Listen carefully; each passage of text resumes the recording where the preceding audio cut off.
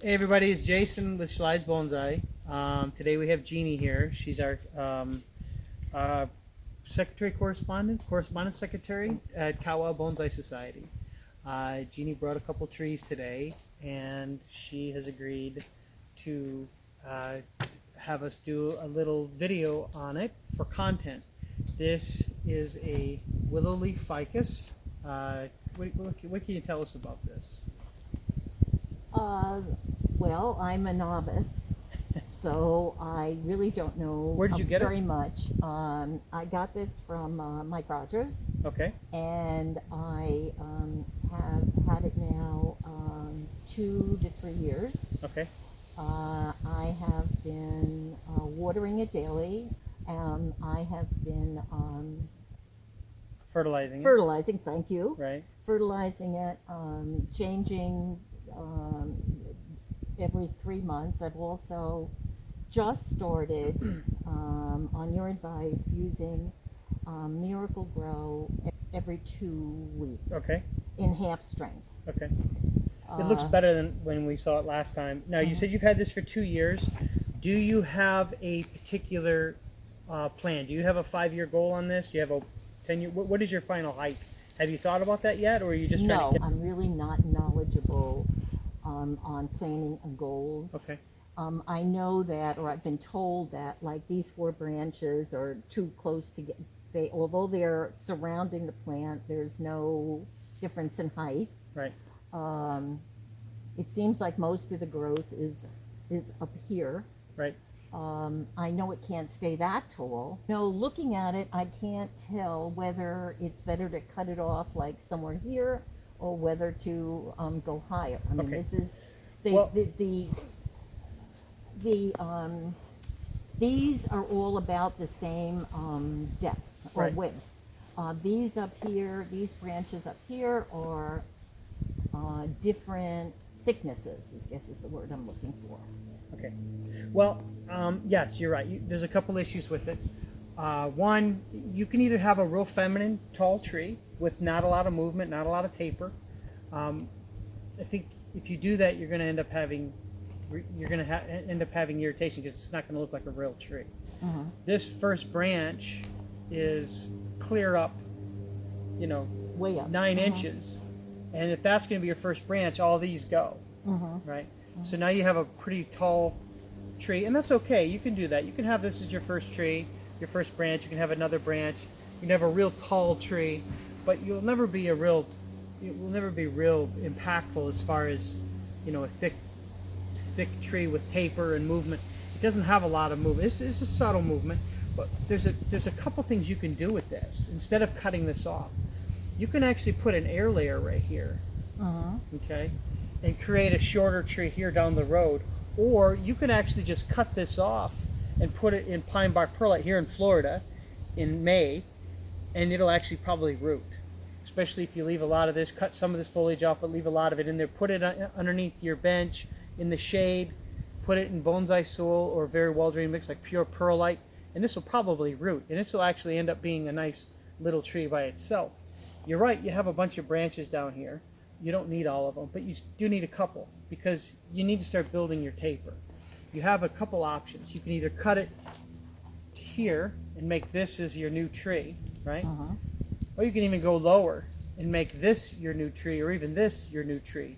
Take this all off and start building a nice tinier tree, something about 8 to 9 inches tall final height with a really nice 4 to 5 inch base. Now it's a very powerful, impactful, impressive tree. You're still going to have to build branches over the next 3 to 5 years, but in Florida that'll happen. This is up north. You'd want to treat it a little bit more like kid gloves because you don't get the same growth cycle. But here they grow 10 or 11 months out of the year. So I would say commit. Have a 5-year plan. Decide what you want. Do you want a low, short tree? If you do, we can cut today. If you want a little bit taller tree, we can do that as well. But we're going to start it to be a nice, tree over the next 3 to 5 years. All right, well, let me ask you a question. I noticed, like here, there's a difference in the height of the branches, which I think is important as you go around. But are there, if it's cut here, Are more going to pop out, We're gonna- or are these going to be adequate? Well, I'll tell you what I would do if this were my tree. You can either say, no, I like another idea or not. But if this were my tree, I would find your most impressive base. It has a nice base here. Some of the roots need to be worked and adjusted. You always want to have an even radial root base. So some of this will have to be adjusted when you repot. But I really like this as your front right here. I think that's pretty attractive. Yes. And I would decide which one of these two here is my new apex. And then I would cut this at an angle. So as it dries up and rolls over, it'll look natural. Even if I cut this here, I'm still going to cut it again to start creating taper. I probably would keep only 2 of these branches. Probably, boy, that's a nice front too. I probably would keep this little guy, and this one is my top. And then these go because this can be cut at an angle. This So really, you're suggesting cutting it that low if it were yours. without a doubt, yeah, because then you're going to start building your taper. You're probably going to have another branch that's going to pop at that cut area. You don't want to have any more than 1, because if you have 2 or 3, you're going to end up having an issue with barbell branches, too many. You only want to have 1 branch per area. I mean, that's fine with me to do that. I mean, I know in here there's nothing, so I know that's a potential problem. And here's one thing you could do. You could cut this here, and you could cut it here, and this will pop all up and down. Okay. However, you're not going to have a lot of movement and a lot of taper here. It's never going to have that. If you cut it off and regrow it for a season or 2, and start building your taper, you're gonna have something. And realistic, you're looking at 5 years. But that's bonsai. You know, bonsai takes time, but that's the fun of it. However, this also could be something in 3 to 5 years. All right. And as long as it roots. Is that okay? Yes, I want to ask you another question that I think is pertinent. I clean my tools between cuts and between plants. What is it that you use? I only clean in between plants. I don't really worry about individual cuts unless the sections of the tree has like fire blight or some sort of bacterial infection. But I'll use Lysol water, 50-50. Okay. And I clean it. I always dip it and clean it in between each tree. Okay. So that one was dipped. Unless I have a lot of sap on there, I won't dip it repeatedly. Although by habit, I usually just keep my tools in there and use them as I Now, need. I've been using alcohol. Is that okay? Rubbing Alcohol is okay, but it eats up your tools. Okay. Alcohol is pretty brutal. Whereas Lysol and water, it's almost like a protectant. It's not an oil, but it doesn't eat them up nearly as bad as alcohol or bleach or some of the other harsher chemicals that people have suggested over the last few years. I really like I use a lemon scent. Okay. You can also use pine sol, but what I like about the Lysol, Roy Nagatashi came out here like 15 years ago. He called it miracle juice, and I just always liked it. I just think it's nice. Do you have a pair of these? That size? No. If you want to borrow these, go ahead. Just want to make sure you cut it. Make sure it's sharp. But if you can't do it, I'll help you with it. Okay, so I'm going to cut it Anywhere you here. want. We're going to finish cut it later. Just cut straight across. Don't worry about an straight angle. across? Yep. All right, so I could go up a little higher Yep. there. Yep. You want to go deeper into the blade, as deep as you can fit, because that'll give you more. Leverage. Okay. Perfect. So this right here, you're going to sink about this deep. Okay. You're going to put it in bonsai soil or pure perlite. You can put some rooting hormone on this if you want. You want to make sure that you put it in there soon. You don't want to wait a couple days. More than likely you get some leaf drop, but if it doesn't completely drop its leaves and you water it every day in the shade, you don't ever want to put this in full sun. As soon as it starts issuing vigorous growth over 3 inches, you can actually start fertilizing it, which will be about 3 to 6 months. Okay. Then next year, we could take this and start putting it in a trainer pot and transitioning, but it's going to take a whole year to get good roots on here, sometimes 2 or 3 years. Okay. But that's a nice little future tree. All right, so I would put it in up to here. Yeah, you bury it deep. With this left on. Yes, for Okay. now. Yep. Okay. So you've cut it. You've taken the tree off. I'm gonna sterilize these. You've taken and cut this back. There's a couple nice fronts on this. I like this, although this is distracting. But also turning it, this was also another nice front with a really nice. We'll put the fertilizer baskets. This is a really nice top. Are you Here's okay another with that? one. Yeah. Are you okay with this as your front? Yes. Okay, you need to take a brass brush and take this moss off the trunk. That's pretty important. Okay. Just so you can see your nabari, and actually, when we repot, we want to comb this out and put your nabari all facing as an even radial root pattern on your base. That way, as it continues to grow, your base gets better, not worse. You don't ever want to leave this like this. Every time you repot, you're adjusting your roots and improving. Well, this needs to come off anyway, doesn't it? Yeah, well, it's going to be in the back at this point, so it's not as urgent, but you still are going to want to adjust it, cut it back, have some laterals, maybe do some carving on this to make it appear a little bit more like a nice, even. You want character, you want interest, but you don't want anything that looks like it's circling the pot, or if it's redundant, or if it's long with no taper. Just like your top wants to have taper on your branches, your nabari wants to have taper on the roots. So they want to get thinner and thinner in movement. So if this is going to be your front, I'm going to leave this little guy here, and I'm going to cut this at an angle. Okay? So you're taking off just the one. You're leaving just the one. I'm going to leave two branches. I'm going to leave this little guy, and I'm going to leave this apex. And what I'm going to do is I'm going to do a slightly convex cut to where moisture will roll off, and also as the cambium starts to roll over, it will appear a little bit more of a natural transition. Now, will I cover that with the paste?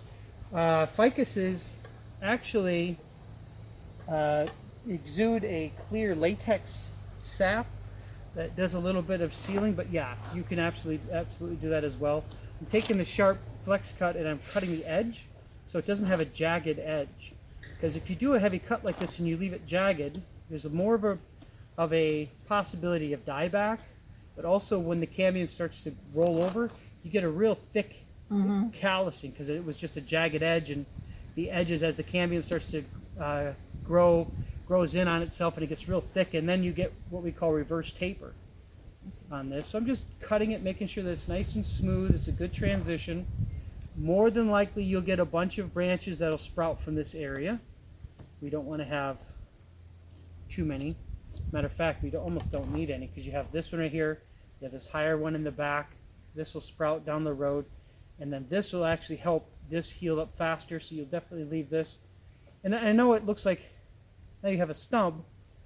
That's okay. What we'll do is we'll position these in 6 months when they get a little longer and fuller, and then we'll cut this. Once this gets about 50% healed, we'll cut this again to have your next bend. But there's no rush. Right? You're going to let this grow, let it recover. That'll help thicken this transition and also heal the wound. But this is going to be your front. Now, what kind of a tool is that? This is a flex cut. It's just, it's flex cut. It's hard to see because it's kind of dirty. I use it every day. But I use a strobe at the end of the day, make sure it's real sharp, and I use it specifically to finalize my cuts. Ficuses don't make deadwood very well. They rot away real quickly, so I don't ever bother creating deadwood. But what I do is I take that Lysol after I've cut it, and I put some of that on there, on the cuts. Now, Roy, we always ask, did you seal? And he goes, no, I just use Lysol. What about afterwards? Did you seal? No, just use Lysol. That was 15 years ago. I don't know if that's what he still does. But what I usually do is after it dries, I'll use either Keenol, like the cut paste, or I'll use the cut clay. And I'll just put on. The only reason why I do that is it just keeps the cambium around the edge moist. And some people say you do it, some people say don't. I've had experiments where I've done 50 and I didn't do 50. And the ones that had the Keenol or the cut clay on there, they healed faster. It was like 20-30% faster. And I mean, anybody can say anything, but until you experiment for yourself and you see it, you know, you got to do with what works for you, and this works for me. Foolish question, but No when such you thing. said dry, do you mean the It'll be about 20 minutes. Okay. Once this is dry enough to where the cut clay will stick, I'll put the cut clay on there. Okay. And with the cut clay, it's actually just duct seal. Right. You can buy it anywhere. We I usually know I sell have it, but I didn't bring it with me. Oh, I might. It might be. Yeah, in there. we have it. Just lick. I usually will dip my finger. Once this is dry, I put a little dollop of the cut duct seal, and I use the Lysol, and I'll just smear it on there nice and tight so it has an airtight seal, and I make sure I get it along the edges. As it continues to roll over, it'll actually push that duct seal off, and it'll fall off in 6 months to a year, depending on how fast this grows. Okay. So there's a couple things with this tree. We're in May here in Florida. We can actually take this out and comb the roots out and put it in a pot today. However, I wouldn't put this in a finished pot because when you repot this and you cut the roots as well, you slow down the development on top. Okay. If we leave these roots alone, or if we just repot it back into a deeper pot, it'll develop faster in a deeper pot where there's more room for roots. Okay. But if we take it out and we comb the roots, now I don't know how pot bound. You said you've had it 2 years. Have you repotted it yet? No. So it's probably pot bound. Not completely. It has a lot of roots. It's not completely pot bound, but it's. On this side, it's more Yeah. circular. I could tell you just by feeling the root ball and looking at it, it would be good in here for another year. But we can comb the roots out, take it out, and put it in the transition pot for sure. It might slow it down a little bit, but now you have adjusted your roots, and now you don't have to do anything for 2 years. Okay. That's going to be personal preference.